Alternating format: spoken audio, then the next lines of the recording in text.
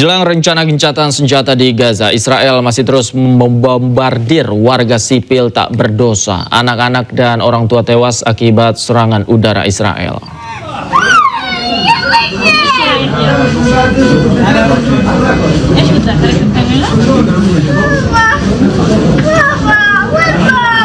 Seorang anak hanya bisa menangis saat dibawa ke unit gawat darurat sebuah rumah sakit di jalur Gaza, Palestina. Serangan yang dilakukan Israel membuatnya terluka parah. Saat mendapat pertolongan dari petugas medis, anak ini hanya bisa menangis memanggil ayahnya sambil teriak lapar dan hanya ingin makan.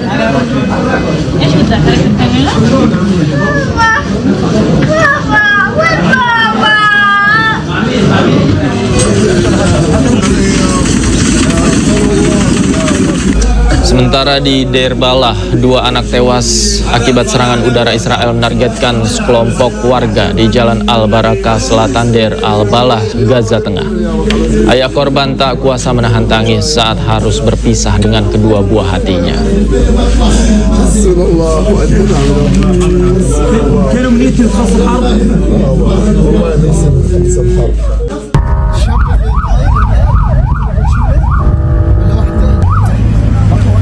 Selain itu, serangan udara Israel juga menyasar tenda-tenda pengungsian di Al-Mawasi, Khan Yunis, Gaza Selatan.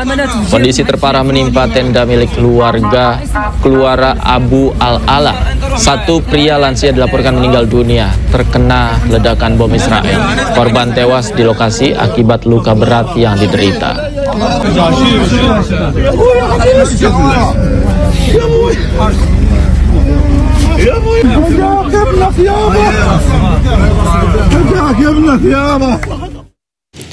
Presiden Amerika Serikat Donald Trump mengumumkan Israel sudah menyepakati proposal gencatan senjata dengan Hamas yang ditawarkan Amerika Serikat. Gencatan senjata rencananya berlangsung 60 hari.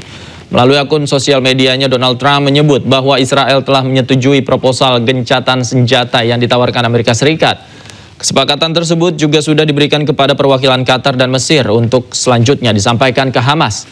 Trump meminta Hamas menerima proposal gencatan senjata selama 60 hari di Gaza untuk meredam agresi Israel. Jika Hamas menolak, Trump juga mengatakan bahwa semuanya akan menjadi lebih buruk.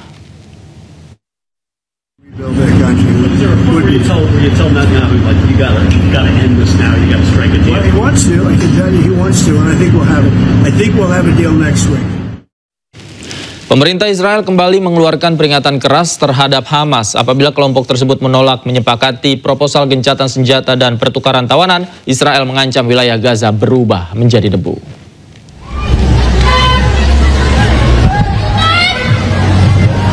Pejabat Israel memperingatkan Hamas operasi militer di Gaza akan ditingkatkan jika negosiasi gencatan senjata dan kesepakatan pembebasan sandera tidak segera berlanjut. Apabila kelompok tersebut menolak menyepakati proposal gencatan senjata dan pertukaran tawanan, Israel mengancam wilayah Gaza berubah menjadi debu. Sementara Israel memerintahkan penduduk sipil di daerah-daerah tambahan kota Gaza mengungsi ke wilayah selatan, yang menandakan persiapan untuk kemungkinan perluasan serangan darat tentara. Amerika Serikat mendorong gencatan senjata selama 60 hari antara Israel dan Hamas. Sebelumnya, Hamas telah meminta jaminan untuk gencatan senjata agar mengakhiri perang Israel dan penarikan semua pasukan Israel dari Gaza. Namun Israel menolak memberikan komitmen tersebut.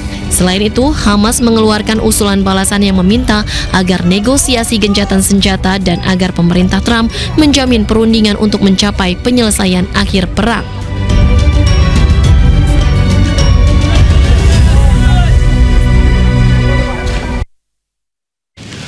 Di tengah rencana gencatan senjata yang diinisiasi oleh Amerika Serikat, Israel secara brutal menyerang kafe dan pasar di Gaza, Palestina. Akibatnya 34 orang tewas akibat serangan rudal tersebut.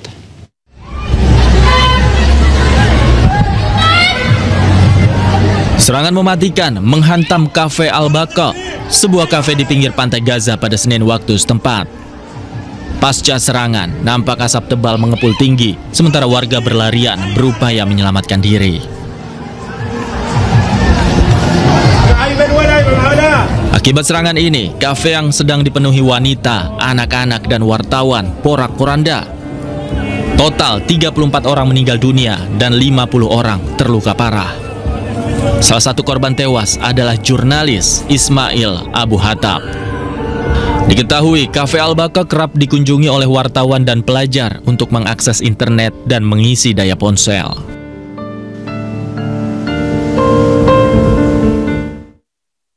Selain terus melancarkan serangan mematikan, Israel membayar kontraktor swasta untuk menghancurkan rumah warga di tepi barat Palestina.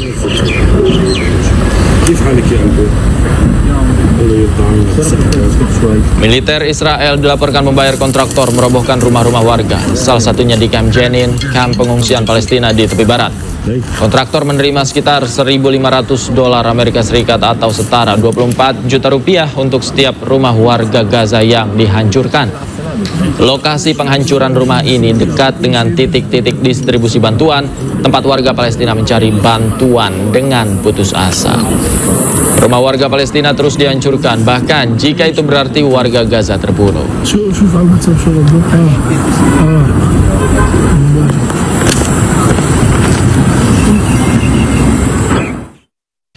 Di tengah rencana gencatan senjata yang diinisiasi oleh Amerika Serikat, Israel masih terus membombardir warga sipil tak berdosa. Sejumlah anak-anak pun tewas dan menderita luka. Pengamat Timur Tengah Dina Sulaiman mengatakan, jika apa yang ditawarkan oleh Amerika tidak akan menyelesaikan dan mereka meredakan konflik antara Israel dan Palestina, Israel akan selalu ingkar janji dan akan terus melakukan genosida.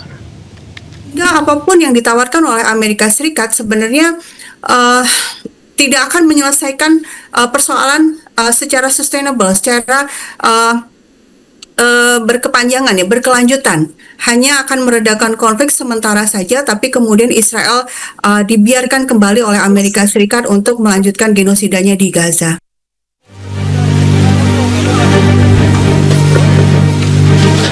Bangunan dan permukiman Israel mengalami kerusakan akibat menyerang Iran, dan tanpa diduga Iran membalasnya dengan serangan yang lebih besar.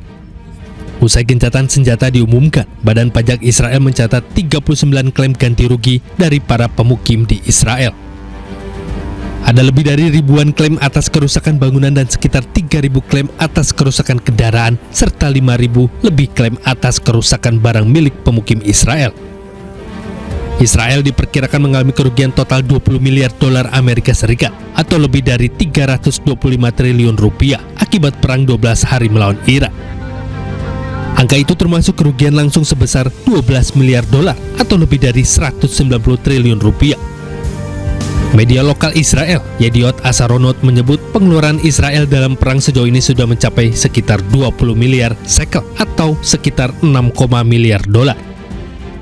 Sebanyak 2,9 miliar dolar atau sekitar 45 triliun rupiah dialokasikan untuk pengeluaran militer termasuk amunisi, operasi udara, dan logistik untuk unit cadangan.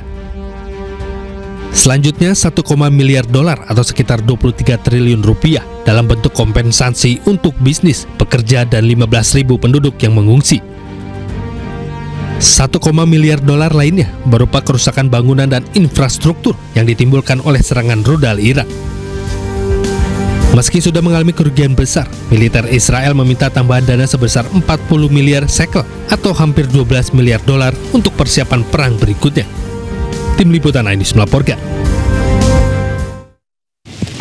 Presiden Iran Masoud Pezeshkian secara resmi menangguhkan kerjasama dengan Badan Nuklir PBB atau IAEA. Keputusan ini diambil imbas Badan Nuklir PBB yang berpihak pada negara-negara Barat dan memberikan pembenaran atas serangan udara Israel. Dan informasi yang akan hadir ini sekaligus menutup jumpa kita di iNewsroom malam hari ini. Temukan informasi-informasi terbaru lainnya di www.inews.id. Cuplikan tayangan berita iNews juga dapat Anda saksikan di kanal YouTube @officialinews. Akhirnya mewakili kerabat kerja yang bertugas, saya Davi Pratama pamit undur diri. Terima kasih. Selamat malam. Sampai jumpa.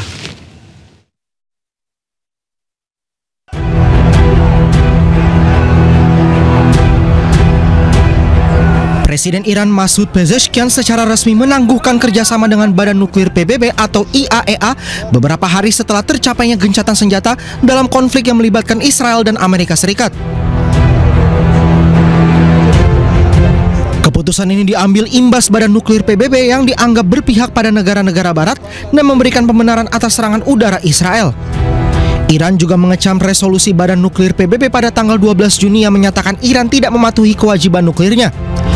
Otoritas Iran menyebut resolusi itu menjadi salah satu pemicu agresi militer terhadap negara mereka.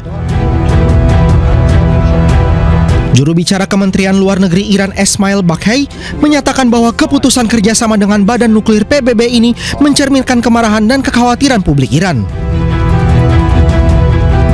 We are not hostile to any person at the international organizations, IAEA being one of them. The point is that yes, we are outraged. Our people are really unhappy.